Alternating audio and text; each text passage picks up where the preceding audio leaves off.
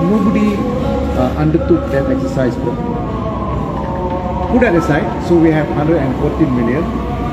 There was a forfeiture application, so there was cash of 140 million, a lot of Datuk Sri Najib watches and other items, and also we have Datuk Sri Rosman's handbags and whatnot.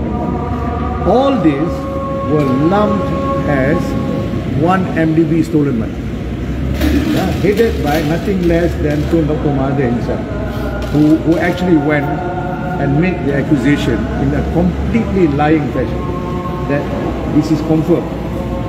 Now, we have got various decisions made by the court.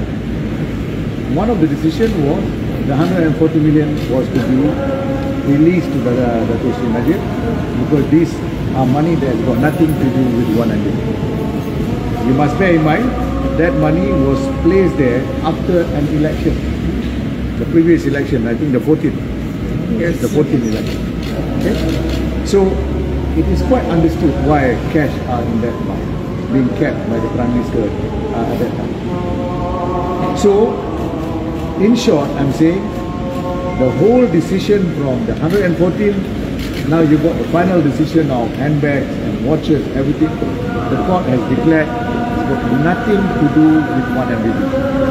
Moreover, the court has decided very clearly that the prosecution has not proven the predicate offence. They have identified the predicate offence of criminal breach of trust and then retaining stolen property, which is, they say, you stole from one MDB and this is the retention of that property.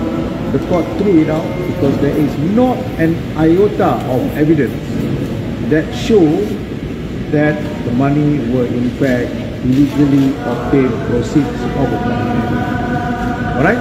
That I must drive home the point. Today was a final asset that was released by the court, and the prosecution has indicated that they want to appeal, and they asked for a stay, and the court said there is nothing to stay because your application just failed. What is there to stay? Alright? So that basically is what I want to communicate, number one. Number two, you also realize that this was also a decision where the judge read that among the 7 watchers, there were at least 4 watchers that were actually gifts. The other 3, even the police did not know how to classify it, because they found it from Datuk Sri Najib. Datuk Sri Najib never used them, but he has it. But at least 4, the court confirmed from the prosecution's own testimony that they were gifts from various VIPs, including people like Desmond Lee, Country Desmond Lee, and YTL. And I must stress, YTL is not the current Country Francis Yo. He was his late father. His late father was a friend to many of the politicians and VIPs, so gave them as gifts. So gifts are never a crime. If people give you gifts, it doesn't matter because it is never a crime. So these are the few points that I want to stress. All right? Any question? Yes. I thought it's actually referred to OBYU, right? Not Datuk Sri. No, Datuk Sri Najib. Because what happened is we went in as a third party, but the court treated the whole hearing under 56. So to make the order return to the third party, we were third party.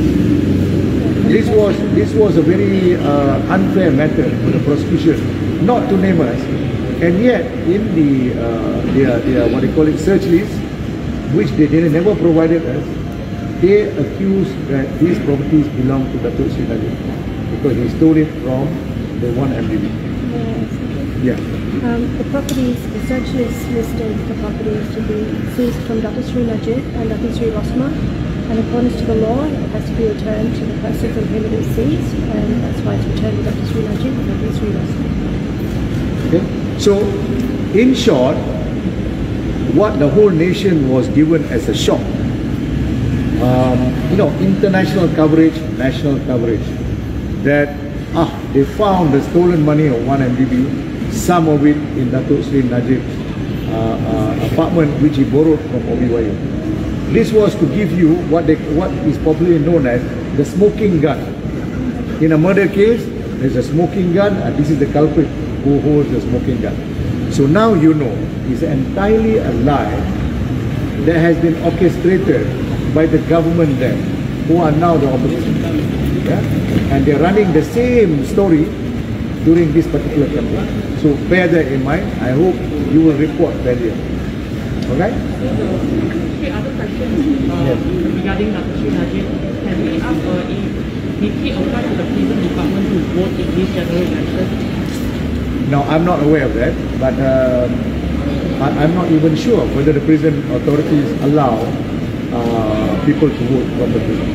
But of course, the prison directors and prison officers, they do. But we're talking about prisoners, I'm not sure. But did he apply? Not that I'm aware. No. Okay? Alright? Sorry, one question. In the event the items are found missing, what would you be saying the government? If the items are missing, we are considering about this issue about 160 million. Right. We are also considering about some of the items that has been returned. There are possibilities that these items are not the items they took from us. And some of the items they took from the client has been damaged severely. Yeah?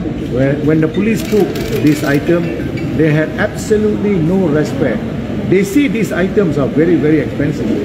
And yet you cannot imagine, even using a simple common sense, you don't have to go to school.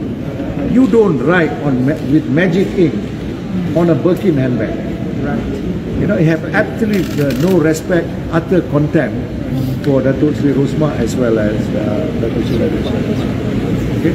And Datuk Sri Najib have lodged a report about the missing money, the difference between 160 and 114. Right? Sorry? Well, we are waiting for the police. You know, we are asking the police to investigate the police.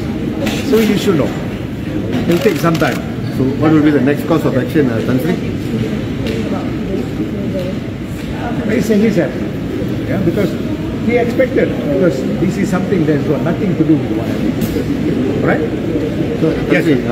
What's the next course of action? Because the police have not responded on the remaining money. Yes. We are giving them enough rope to hang themselves. We will take action, but it's just a matter of time. Okay? All right. Thank you.